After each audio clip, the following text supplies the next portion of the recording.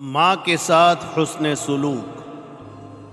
حضرت ابو ہریرہ رضی اللہ تعالی عنہ مشہور صحابی ہے۔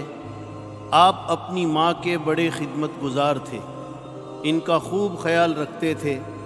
کہتے ہیں کہ ایک دن میں بھوک سے بہت پریشان تھا، گھر میں کھانے کے لیے کچھ نہیں تھا، اس لیے میں گھر سے مسجد کی طرف نکلا۔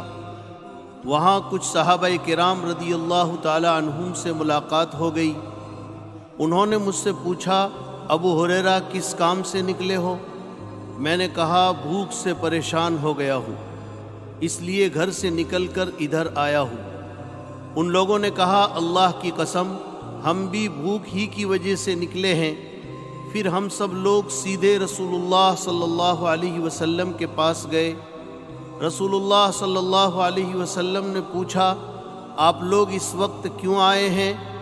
ہم لوگوں نے اپنی پریشانی بتائی تو رسول اللہ صلی اللہ علیہ وسلم نے ایک برتن منگایا جس میں کچھ کھجوریں تھیں۔ رسول اللہ صلی اللہ علیہ وسلم نے ہم میں سے ہر ایک کو 2 کھجوریں دی اور فرمایا یہ 2 کھجوریں کھاؤ اور پانی پی لو، یہی کھجور اور پانی پورے دن کے لیے کافی ہے انشاءاللہ۔ پھر میں نے ایک کھجور کھا لی اور دوسری کھجور اپنے پاس چھپا کر رکھ لی۔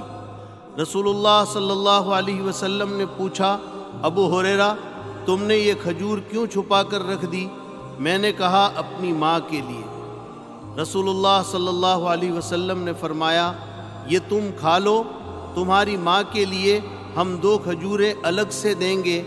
چنانچہ میں نے وہ بچی ہوئی کھجور بھی کھا لی۔ پھر حضور صلی اللہ علیہ وسلم نے میری ماں کے لیے الگ سے مجھے 2 کھجوریں دی۔ بزرگوں، دیکھا آپ نے، حضرت ابو ہریرہ رضی اللہ تعالی عنہ خود بھوک سے پریشان ہیں، مگر اس وقت بھی ان کو اپنی ماں کا پورا خیال ہے۔